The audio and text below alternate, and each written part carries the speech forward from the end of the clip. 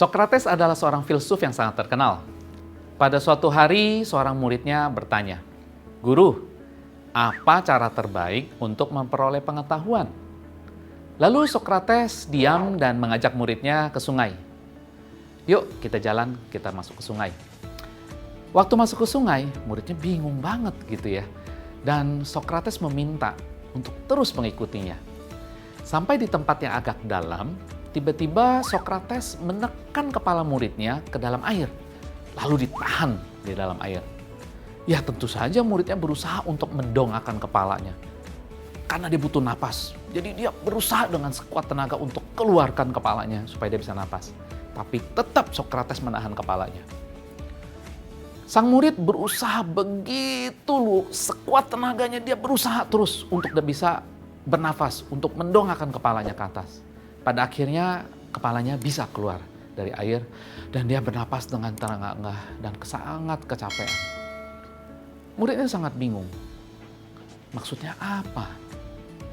Setelah lebih tenang, Sokrates bertanya kepada muridnya, "Apakah yang paling kamu butuhkan pada saat kepala kamu ditenggelamkan?" Ya spontan saja muridnya menjawab, "Udara. Oleh karena itu, saya berusaha sekuat tenaga untuk keluar dari air. Saya butuh nafas." Lalu Sokrates menjawabnya, "Saat keinginanmu memperoleh pengetahuan sama seperti keinginanmu memperoleh udara, maka engkau akan mendapatkannya." Sama halnya juga bukan dengan keinginanmu untuk sukses?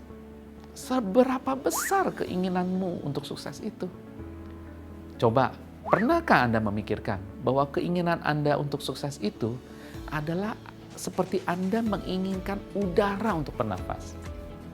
Untuk membantu Anda lebih yakin, apakah Anda benar-benar menginginkannya?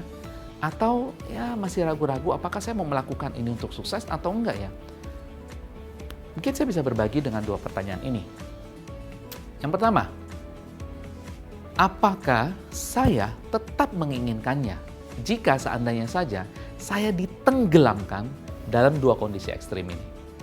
Pertama, Anda ditenggelamkan ke dalam kesusahan yang sangat, atau tenggelam dalam kesenangan yang luar biasa. Contohnya, coba Anda bayangkan saat Anda susah sekali, saat Anda nggak punya uang, saat nggak ada yang setuju dengan Anda, saat semua orang itu tuh nggak ada yang sepihak dengan Anda, bahkan mencemooh keinginan Anda. Apakah Anda menyerah? Bingung? Apakah Anda menunggu saat-saat yang lebih baik baru Anda mau berjalan? Ini bisa menguji Anda. Atau ekstrim yang berikutnya, saat Anda senang sekali, Anda belum tentu sadar loh kalau ternyata Anda senang, Anda lupa diri. Waktu Anda banyak duit, bagaimana? Anda benar-benar mungkin melakukan ini itu dengan senangnya sampai lupa akan tujuan yang awal. Dan jangan-jangan Anda terjebak untuk mau meraih yang lebih banyak lagi dan Anda sungguh-sungguh melupakan yang sebenarnya tujuan utama Anda itu apa. Coba tanya diri Anda sendiri dan jawab jujur ya. Coba Anda dalam dua ekstrim itu, yang sangat sedih atau yang sangat senang. Pertanyaan kedua, apakah keinginan untuk sukses Anda itu tergambar jelas di pikiran Anda dan di hati Anda? Sukses yang saya mau itu seperti apa ya? Bagaimana sih sebenarnya ceritanya? Mungkin ada konfliknya loh. Mungkin juga ending ceritanya yang seperti apa yang saya mau. Dapatkah Anda ceritakan? Coba Anda tes, Anda ceritakan kepada seorang anak kecil dengan terperinci sampai detil-detilnya.